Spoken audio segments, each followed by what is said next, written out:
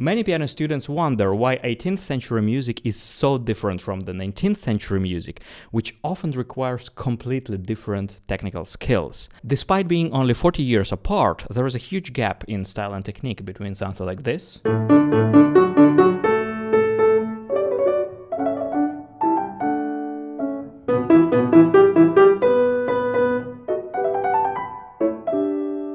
and something like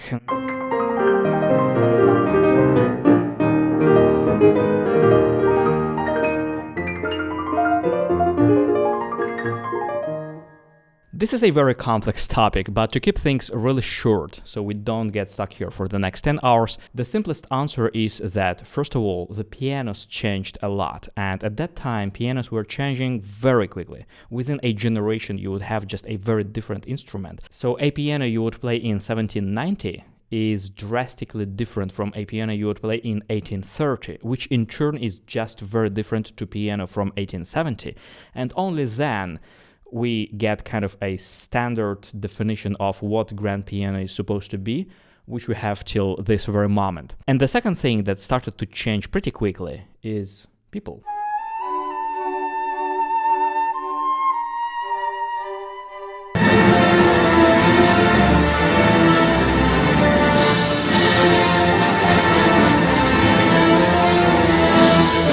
Let me know in the comments, please, which spots from the romantic pieces give you the most trouble, so I will try to cover them in my next videos. One big reason why no decent piano teacher would start you off with Chopin's Etudes is that romantic technique evolved from classical technique. I know you're eager to jump into Chopin's sonatas just after 2 months playing piano with an app, but in my opinion and my experience, if you really want to build a strong technique, you have to master a classical technique first. So why, you ask, what the difference? From a technical perspective, classical technique features compact chord positions and standard patterns like arpeggios and scales. So for example,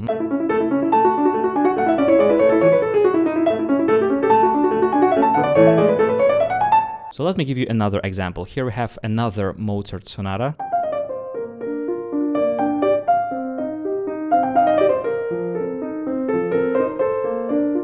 And this is absolutely divine composition. It's absolutely beautiful. But if Frédéric Chopin would want to compose something like that, he probably would go for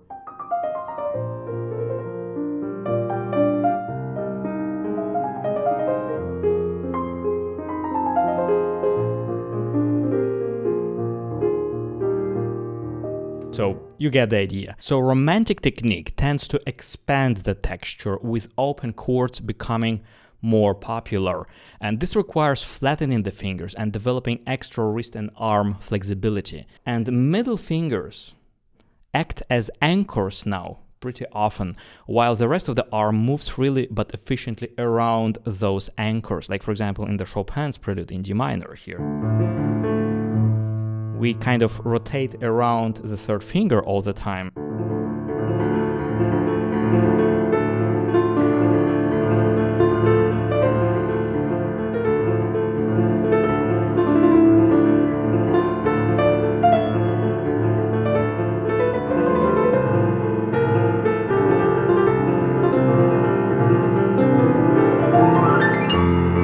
It doesn't mean, of course, that we don't have like standard patterns like scale in romantic music. Of course, we have them. And very often they are pushed to extreme.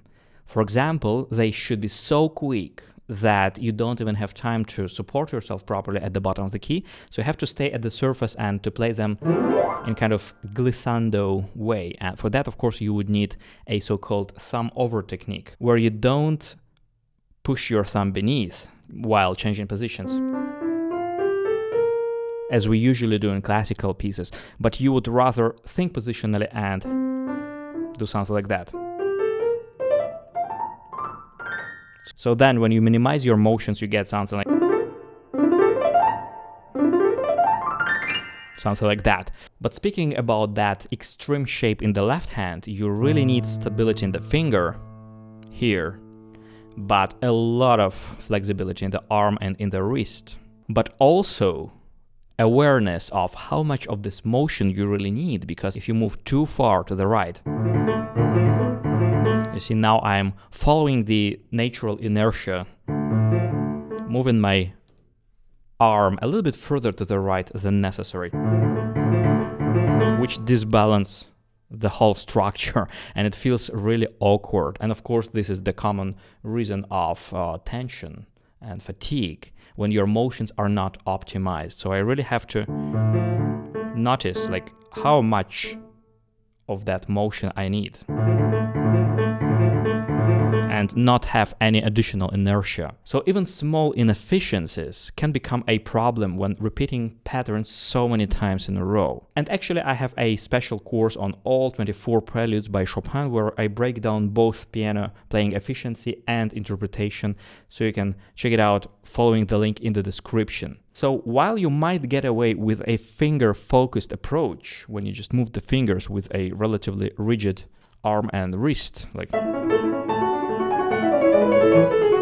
I could play Mozart like this, and I could probably avoid injury, maybe, if I'm lucky, but in romantic pieces, it's actually very dangerous, and this is the quickest way to develop focal dystonia or carpal tunnel syndrome. It's really dangerous, and it's really sad that many piano teachers still teach this outdated technique, which descends all the way from the 18th century, actually, if not 17th century. But back then, 300 years ago, this technique wasn't that harmful, wasn't that dangerous, because pianos were so incredibly lighter.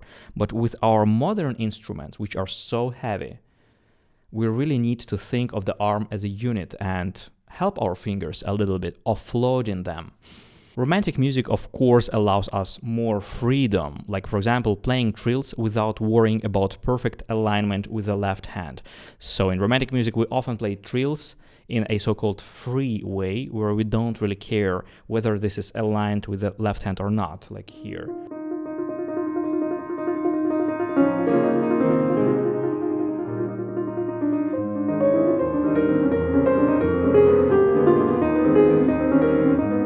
So in this valse, for example, I don't even care what happens between the right and the left hand. I just care about more or less even trill in the right hand. But my hands are independent, and you can even slow down or speed up your trills.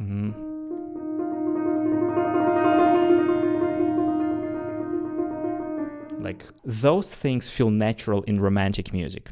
But to play these trills in a freestyle manner, you first need to train yourself to play them precisely, counting the exact number of turns and controlling the speed the way you would do in Baroque or classical pieces. So, for example, in Bach.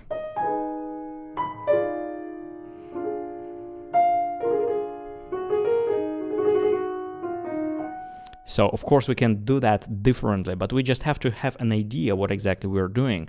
For example, I can decide that for the first embellishment, I'm going to do just 2 turns. So 4 notes in total. And for the second embellishment, I want more turns, like 4 turns. But also, I want my first note to be longer. And I want this trill to be, to end exactly on the second beat. 2, 1.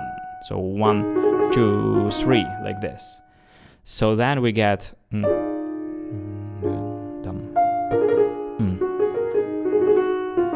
For example, tomorrow I might change my mind and I might decide playing differently, but in a Baroque music it's generally a great idea to play these trills not very quickly, so they sound very precisely, and that you have exact idea of how many turns you want this trill to be and when you want this trill to end precisely. Working on classical pieces with a good teacher will sharpen your ear and help you appreciate the value of each note.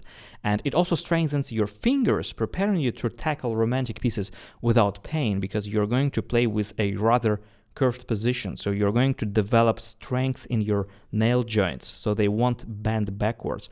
And this happens a lot with students who just kind of skip classical pieces and they jump right to the romantic pieces, which require flattened fingers, but they don't have strength in the nail joints yet, so they struggle very often. I never prevent my students from playing whatever they want, but I always caution them that jumping into Chopin or Liszt etudes without first mastering Czerny, Moszkowski, Beethoven, and other classical pieces is just a bad idea. That's why I've created courses on Czerny and Burgmüller Etudes to equip you properly for further romantic pieces. At 15, I moved to the capital of my home country, Ukraine, in order to study at the best music school in Ukraine, where I was luckily accepted, and I was assigned to play a Haydn sonata, this one.